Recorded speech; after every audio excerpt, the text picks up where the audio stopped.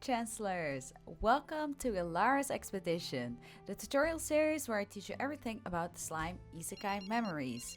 And, what is that? I think a phone is going off. Oh, hello Joker! It's very good to have you. So, for the people that are unfamiliar, which I highly doubt, can you please introduce yourself? Yeah, my name's Joker. I've been making content for Slime Isekai Memories pretty much since the beginning of the game, and I'm very excited to work with you on a new kind of beginner's guide to help newer players understand how to just play the game in general. Yeah, because you've already been making so many helpful videos. I will admit I have used them on every occasion to clear any type of content, so it is very, very much appreciated. And obviously, it is always good to ask for more help from professionals, so that's why I had to get a call in. So thank you so much for joining. Yeah, thanks for having me. Thanks for telling me I'm a professional. Yes, you are. So, especially team building, this is a topic that I have always looked at your videos for, because team building is not easy. I mean, obviously, for certain content, it is easy if you just want to clear the basic story, but a lot of the content needs a lot more advanced teams, and that is why today we have you here with us to talk about team compositions, team building, and starting off, it is the team composition. So we take a look at what protectors there are, DPS, support characters, etc. Yeah, sounds good. What do you need from me? Okay, well, without further ado, let's dive straight in and we'll tell you. Okay, so we are diving into the first video, as we said, basic team composition, and we have already touched a little bit on what teams look like in the previous videos. We have the protector, the battle type characters, but we're gonna take a closer look at what types of protectors there are, as well as what different types of battle characters one can place on a team. And we start with the protectors, because I have asked Joker very kindly to give me some examples of what would be good ones that we can showcase for you. And we are starting off with charge type protectors. So could you explain again, what does charge mean? Charge just means that you're in for a long fight. So you are stacking or charging certain attack effects to make your units more powerful, so that by the end of the fight, you're going to do a lot of total damage. And it's going to be a lot of high cost skills and long-term fights to get to that point. Yes, exactly. So indeed, you charge yourself up for the big damage at the end and then take as much out as you can. So you have selected first Ogre's Pride Benimaru. Can you tell me a little bit more about his skills? Sure. So what makes Benimaru a stacking or charge protector is part of his divine protection skill. Down here at the bottom it says at the beginning of each turn from turn 2 onward, so turn 2, 3, 4, 5, etc., he gets an extra 50 skill point increase to his overall cap, which allows you to store more skills, which is going to be necessary because a lot of the charge team skills are very expensive, so you need a higher skill cap. And then for his protection skill, he stacks or charges the Soul of Combos damage by 10%, and that can go on for as long as you want it to. It'll go up to a crazy high number if you want to stay in a fight that long. So that is his charging aspect. You're charging up ult damage until the end of the fight. He also increases your skill points you get for specifically the Soul of Divine Protection or blue-colored orbs. Because the team is focused around getting a lot of stacks of Benimaru, you're going to be using a lot of blue orbs to navigate that and cycle his protection skill over and over and over again. And by having more skill points from each blue orb, that's going to allow you to use those really high cost skills. And then on top of that, just for a little extra, once you hit turn 8, he starts giving you a temporary 100% buff, which is really, really powerful. And it will work on top of the stacks of damage that Benimaru is already giving you from the Soul of Combos. So you usually always want to wait till turn 8, then I would say, right? To get that extra power? Yes, turn 8 at minimum for Benimaru to realize his full potential. Nice. I do see that in general, like also in your videos, that most of the charge teams, it is something that you go to turn 8 for most of the battles. I guess that's the normal chain, or like normal pace, I would say, for these type of teams. Yeah, charge teams are generally between turns 6 and 8. If you're going to be fighting in the Ranked Heroes Jubilee, all charge team fights end after 8 turns, so you have that amount of time to do as much damage as possible, and you can't go any further than that. So charge teams generally capped at turn 8 for any important ranked, but as far as normal everyday content, you could go forever if you wanted to. What is the highest you've ever gotten with a team? Like, what is the furthest you've charged? I think I've sat here for about 4 hours and charged to find the damage limit a year ago, and I think it took about 300 turns. Wow, dedication. I'm impressed. I don't recommend trying that. Well, I mean, if people are, you know, they have nothing to do and they want to try, I command it. If they want to, go for it. Let us know how it goes.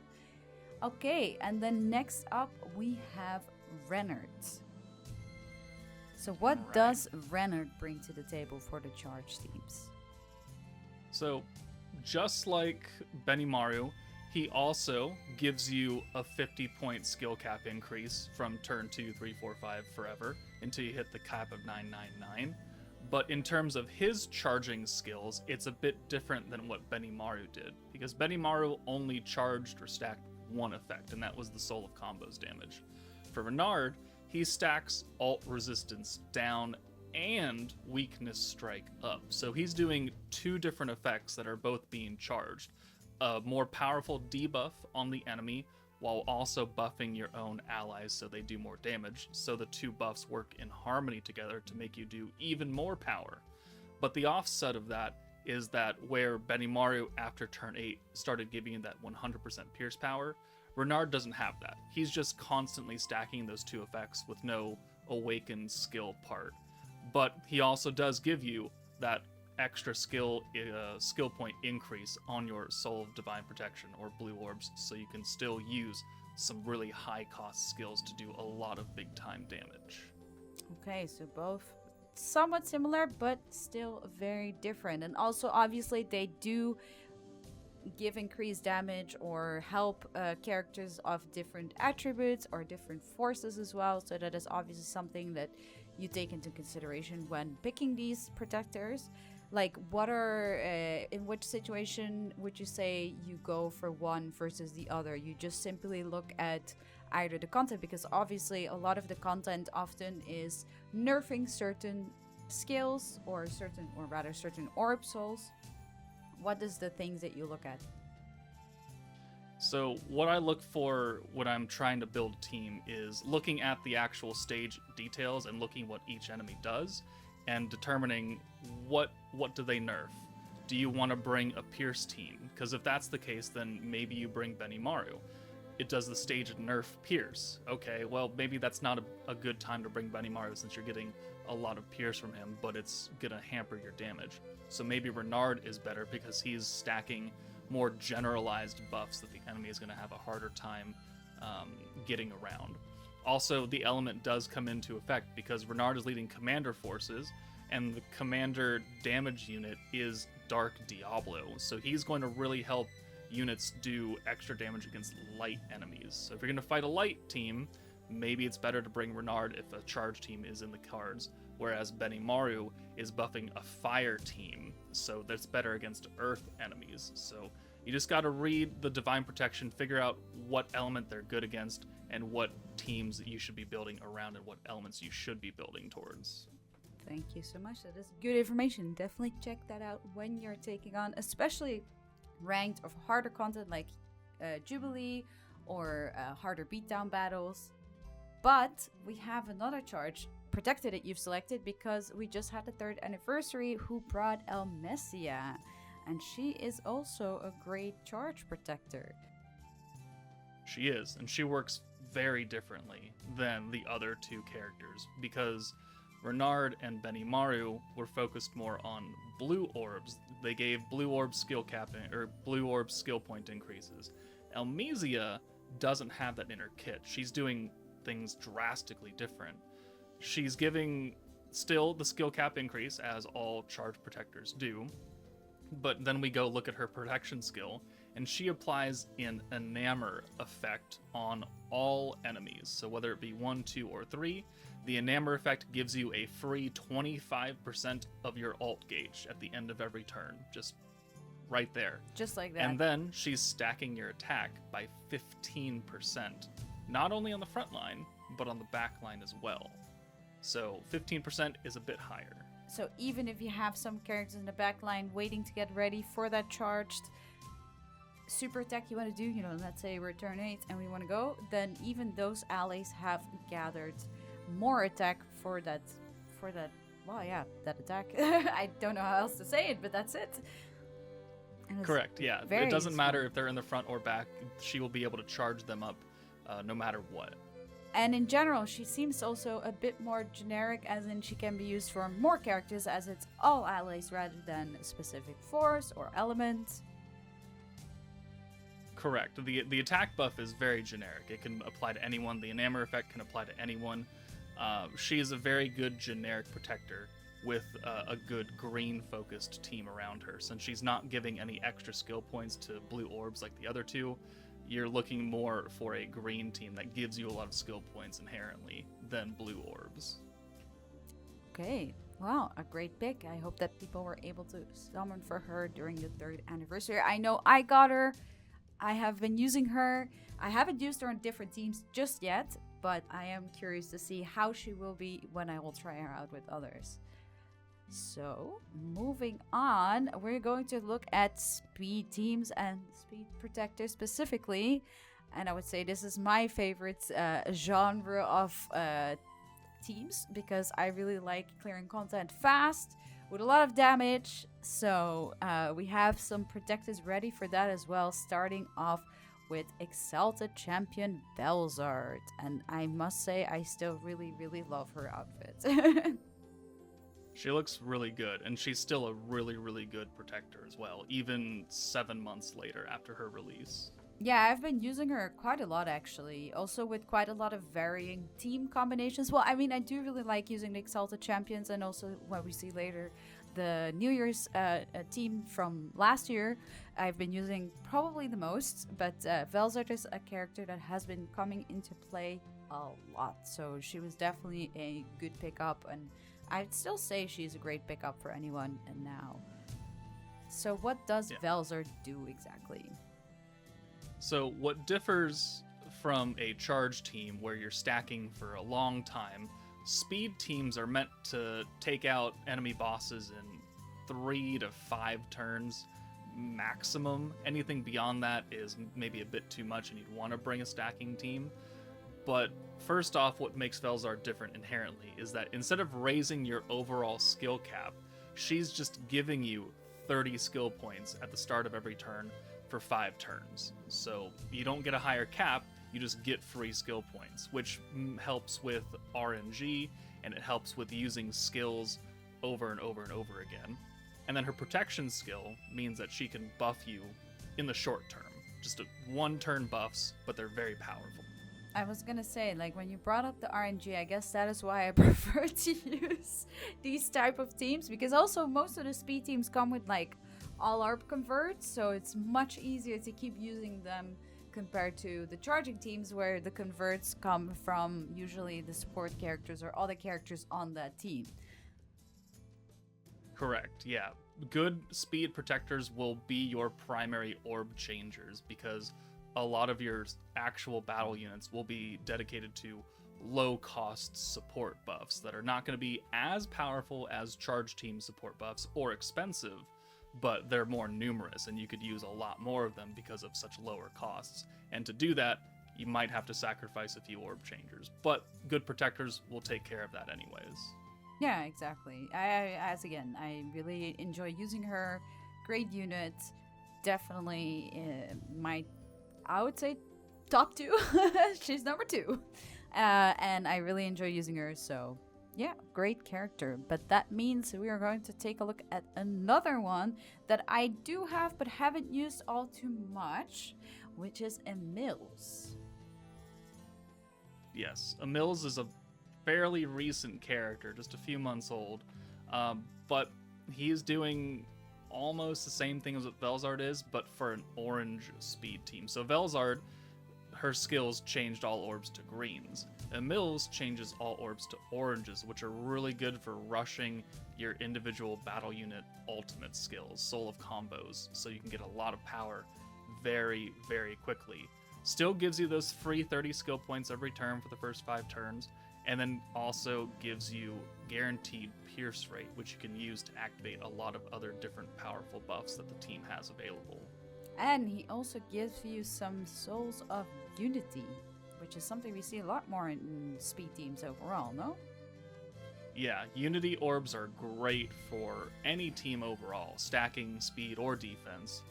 They just make it a lot more universal for what kind of orb you're doing, because it gives you the buffs of every color instead of just one, and they can combo off of anything. So the fact that he's giving them as our first protector who can give rainbow orbs is great. Have you been able to use him already in a variety of teams? Or I got have. the chance to He try works him? very well. Nice. And how, if you would have to choose, because like obviously he gives increased damage done to Exalted Champions as well, which is the same one that Velzard is boosting. So how, I mean, I assume because, you know, one is more effective against dark versus the one being more effective against water, is that the main decision you'll make when taking these protectors over the other? It would be a big factor.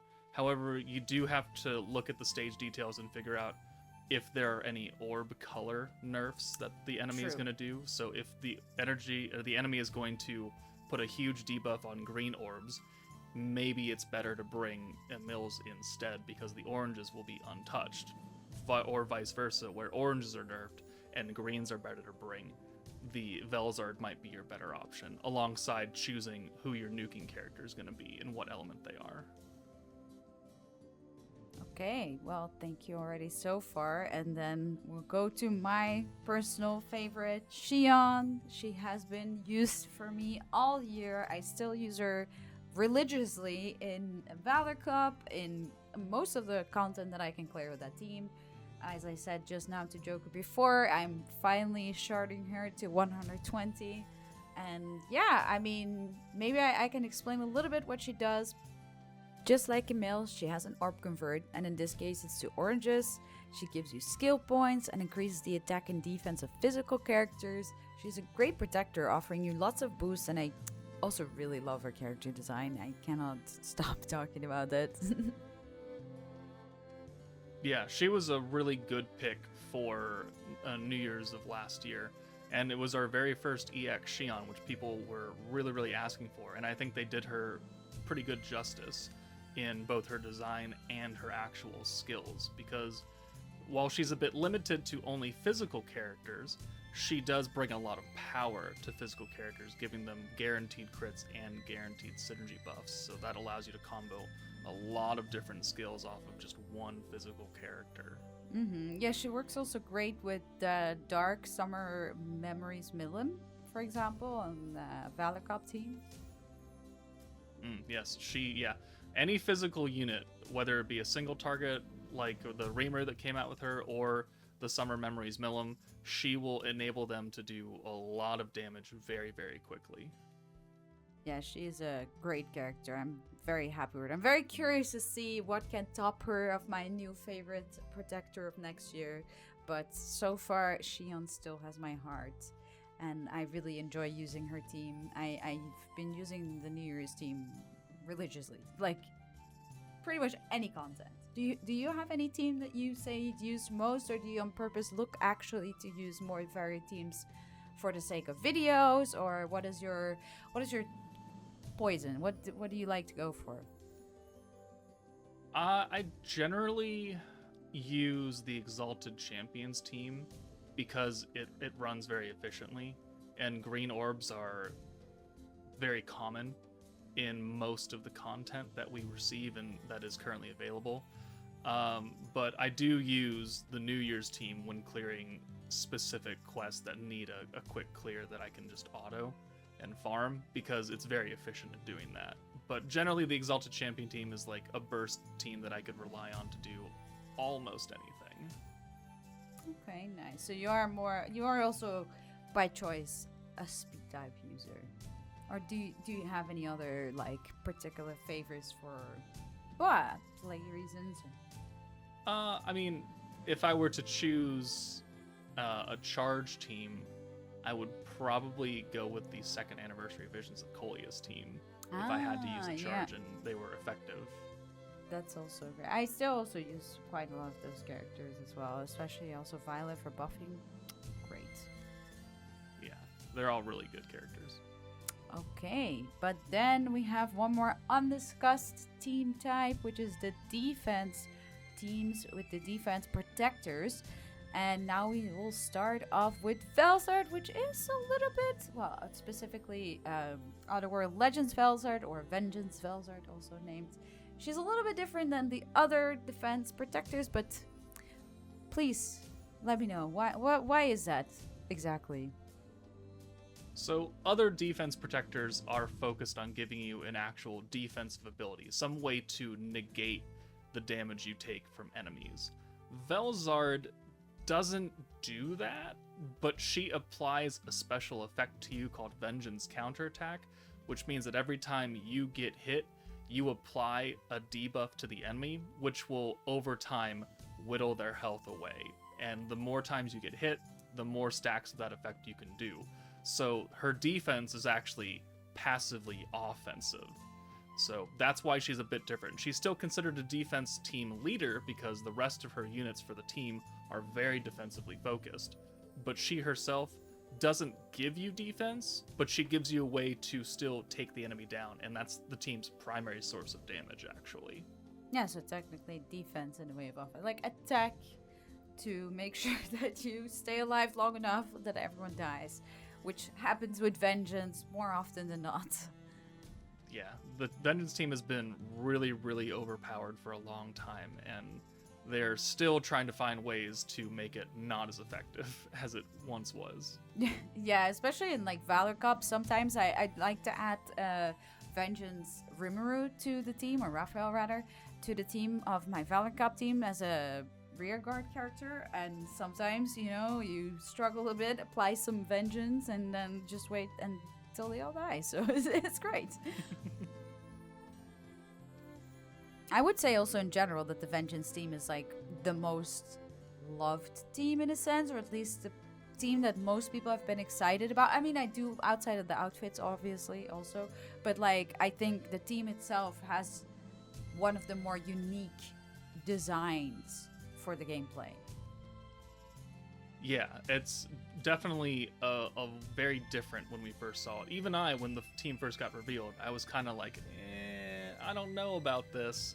And then once we actually got to use it and see what it could do for most stages in the game, which is win, opinion very quickly turned around to where, oh, yeah, this team can pretty much clear anything unless they have a very specific way to be countered, which, again, they're still trying to do in some way, shape, or form. But it can clear, I would say, 90% of the content in this game easily.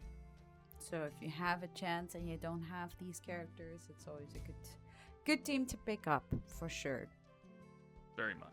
Okay, but then we have a more actual defense-focused protector, which is Maribel, and that is the Determination to Prosper Maribel that released a little while ago. So Maribel, she is very much a defensively focused protector, because she is giving you the chance to not only guard, but super guard normal attacks, which cuts down the incoming damage to about 25%, if not more, of what you would normally take from an attack from a character. So that is your primary defense, is just eliminating the damage that you would normally take, while also stacking or charging some other kind of effect, making sure that you eventually are able to take out the enemy yourself. But defense first, because the stage that she wants to be used on is very high powered, and you have to be able to survive for a long amount of time before you can even get to a turn where you are going to have a chance to take them out. So she's very much created in a way that she is applicable to specific content where she is very useful. Correct. Yeah, she's not as useful in other forms of content as you would like her to be. I wouldn't bring her as a dedicated charge protector, but I would definitely bring her at a stage where I'm afraid of dying. Yeah, that makes total sense. And then we have our last, very new and very recent, because it's going on right now of the time of this recording, the new Albus from the Festive Memories. And I know you really like Albus, so I hope you were happy when she got a new protector, and especially one with a nice outfit. So tell me, Albus, how does she work? I'm very grateful that we got another Sunwolf Albus, because she doesn't get that much love. But she works in almost the same way as what Maribel does, but also differently. Because they are still a dual threat charge and defense protector, she is charging up your ability to do damage by giving you extra Soul of Combos damage, but her defensive mechanic, instead of super guarding, because super guard and guard does not work against enemy ultimate attacks, Soul of Combo attacks, she applies a barrier to all of your characters, which negates all damage while that barrier is up. And you can stack those barriers over and over and over again, so you have multiple layers of defense that is just going to be completely negated against the enemy. But once that barrier runs out, you lose that defense. So it's always good to have Albus active at every single turn to keep yourself as protected as possible. Yeah, so I'm actually curious, because I haven't been lucky enough to get her, but especially the barriers, when I was reading, because obviously, you know, there are some stages where we had to fight characters or bosses that had these barriers. How strong is it? Because it seems quite a bit of power that you can block out, especially for things considering maybe Valor Cop. Obviously, I know it doesn't hold back things such as Ultimate or Souls of Combos, but yeah, this is the first time we've seen this on any type of protector, correct?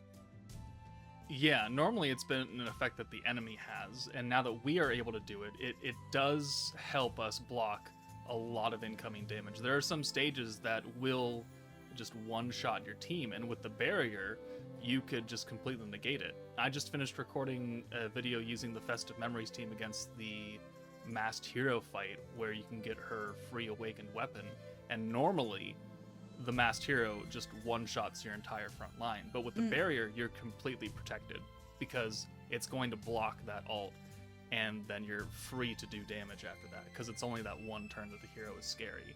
So it can negate anything for as many times as you have a barrier on.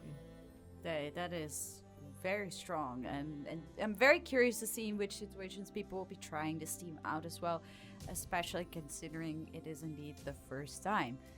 But I think we have spoken enough about protectors, because now we are going to talk about damage dealers in the next section of this video.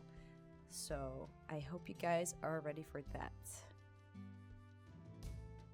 So now, as we said, we'll be diving into DPS and other characters, and we will make it a bit shorter because obviously the protectors are most important for a team. But obviously you want to take different types of characters, so DPS first. I already say that Joker has been so kind to give me some DPS characters to quickly talk about as a whole. Just the Primal Demon Blanc, beautiful outfit. Ogre's Pride Momiji, and the New Year's Rimmer who comes with Shion's team. So why are these the DPS characters? Like, what makes a DPS character? Some specifics, and how do you apply these characters? So something that is a defining characteristic of a DPS damage-focused character is the fact that they have personal style of buffs, whereas the support units are buffing the entire team in some way, shape, or form. The DPS character will have a very specific, selfish style of buff. So this Blanc right here she's giving herself her own attack buff, her own pierce power. Momiji, when I find her, she's giving herself a number of team-wide buffs, but also giving Lots of attack, herself I believe, a no? fire attack buff. So that is something that only she can do for herself, which makes her a DPS character. The fact that she's only doing something for herself versus the rest of the team. And then New Year's Rimuru also has 2 selfish skills, where he's converting his own orbs to rainbow, which will assist in getting his ult, and then he has an attack buff and a weakness strike buff that is only applicable to him. So when you're building a team, you want to look for a DPS character of whatever specific element you're looking for, but also make sure that you have someone that has the capability of doing a lot of damage by themselves. Yes, the Orb Converter of New Year's Rimuru to Souls of Unity helps you build up his ultimate gauge, but that's not all, right? You can instead do it for other characters by converting them to Unity Orbs, then switching that character from the backline, and then build up their ultimate gauge instead, correct? Yes.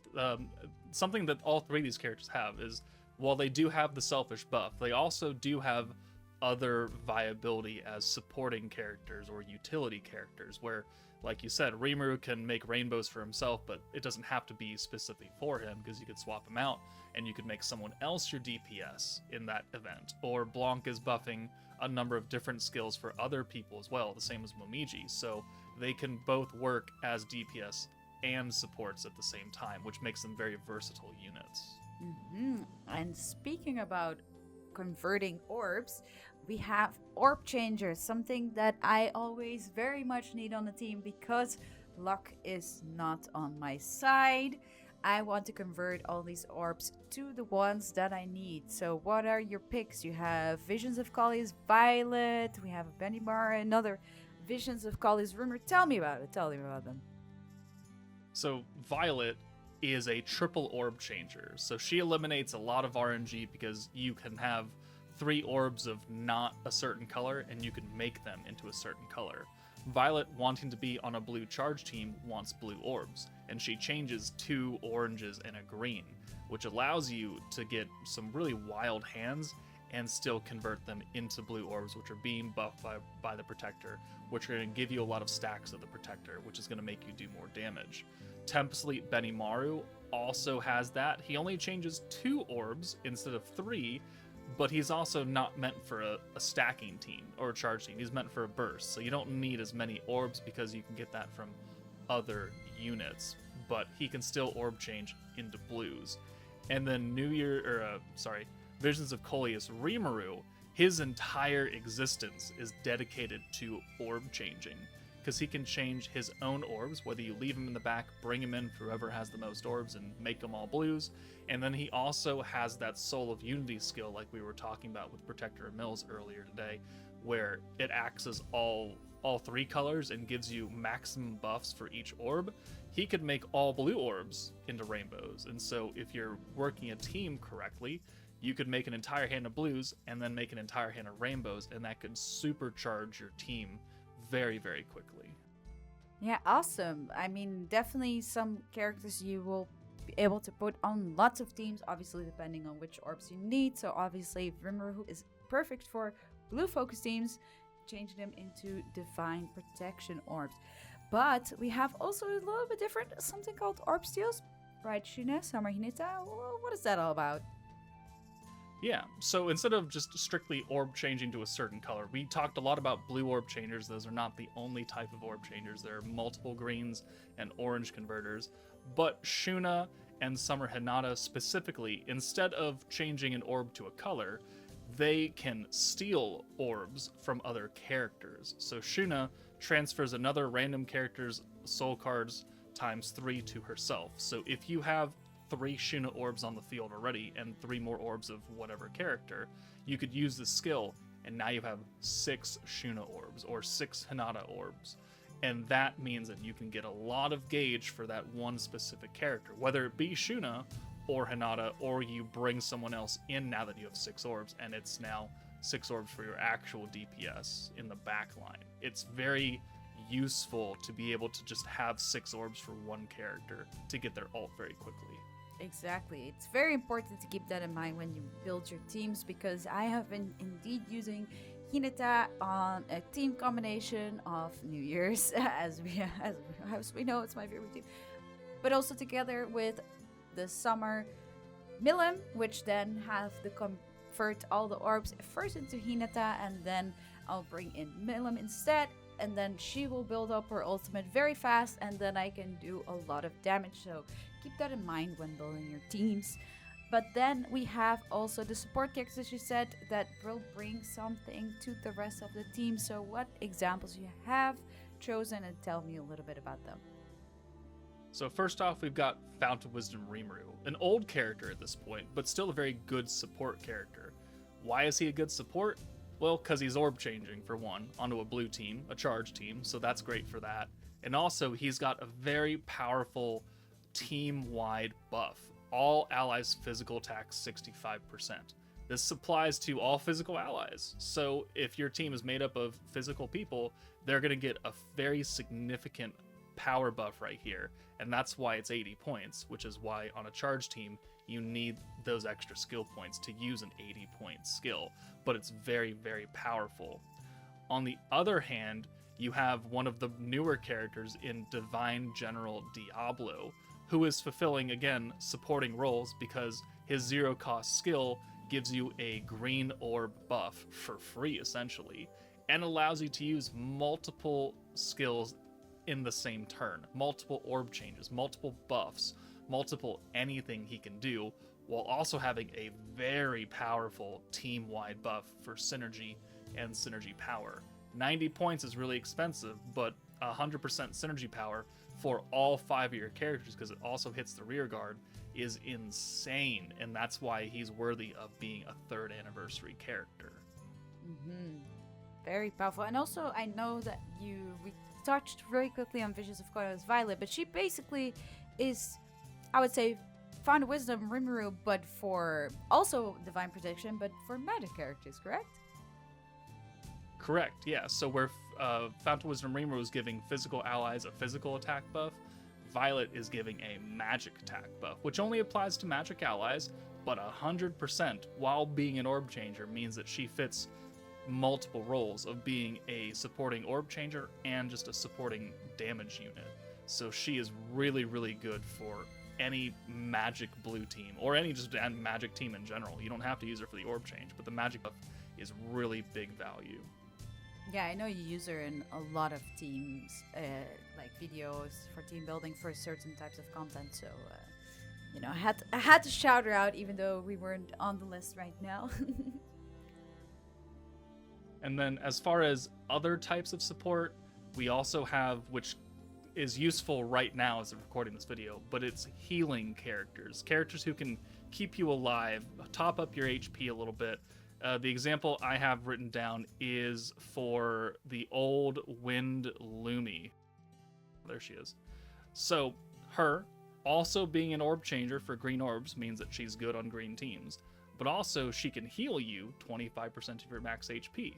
So in case you're in a stage where they hit kind of hard and you're really close to death, you could just pop this Lumi heal 25% every single turn, and you could save yourself from being eliminated from the fight. And she's not the only healer, there are others, but in events where you find yourself dying a little bit too quickly, maybe it's better to bring a healer instead of someone else for damage, because if you can't actually get to the nuke turn, maybe you should rethink your team comp and bring a healer. Yeah, she's a very good character even now still, and also a good sport character, but we'll talk about that. Sports slot character, we'll talk about that in a later video. But then, last but not least, for this part of the video, we have some good to have free-to-play characters. I know you've already talked about these many times in some of your videos, but I would like to add here as well, because obviously it is great to be able to have some free-to-play characters to aim for, especially if you're starting the game and you are taking part in gathering some awakening crystals. So which ones do we focus for and why? Or focus on and why? Right now, the free-to-play characters that I really push new people to get is going to be the Water Rimuru from 2 years ago, for a blue orb team because, again, his entire existence revolves around orb changing to blues. So on a stacking charge blue team, he is going to be an invaluable asset for newer players who need orb changers that don't have the super powered options, but need someone just to enable them to stack. Reamer is going to be really good for that. The same goes for the free-to-play Geld that came out also a long time ago. His entire existence is also orb changing. A lot of the free-to-play characters, they're not going to be damage focused. They're going to be utility, helping you enable teams to do what they want to do. So Geld and Rimuru really supporting blue orbs by orb changing and giving orbs to a different character. But one of the biggest use case characters that are free is going to be the Dark Isis that came out for the first anniversary, and she is still, to this day, 2 years later, a top tier free-to-play option because she orb changes to greens and gives you a 50% green buff for multiple turns. So any green team, she's going to be on that, unless you have an entire team of super powered units. But even myself, I still use Isis in a number of team builds because she's just that good. Yeah, I mean, I have used her, I think it was for the last Heroes Jubilee, if I'm not mistaken, because of one of your videos, so it is a great character to have and to use. And also, I believe she's also quite a good support slot for certain situations, if I'm not mistaken. Yeah, her green buff will enable you to use a lot more skills, get a lot more alt gauge for your characters. She's just really, really good all around, which is incredible that she's lasted this long in, just overall viability, which means that they did a good job for the first anniversary for her. Yeah, and especially considering she is unique to the game specifically, I think it's great that they did her justice. I hope people have already a good idea now of what to look for when they pick characters, when they pick protectors, what type of protectors, what type of DPS characters, orb changers, support characters, etc. And obviously try to aim for those free-to-play characters as we just mentioned, because they will help you tons. I really hope that this knowledge, especially for me, is always useful to learn more, but especially you guys out there to learn about the different team compositions, etc. So I really want to thank Joker, and I want to head to the outro with him. Yeah, I mean, thank you for having me, Elara. I'm always happy to pass on some knowledge. The game is quite deep. It has a lot of moving parts, so explanations are good for newer players that don't know what's going on. And I hope this video really helps them out in learning and enjoying this game in the future. Yes, thank you so much. And in the next video, we're going to look at support slots. So those are the characters that you slot beneath all the other characters that you have in the team, like the ones we discussed today.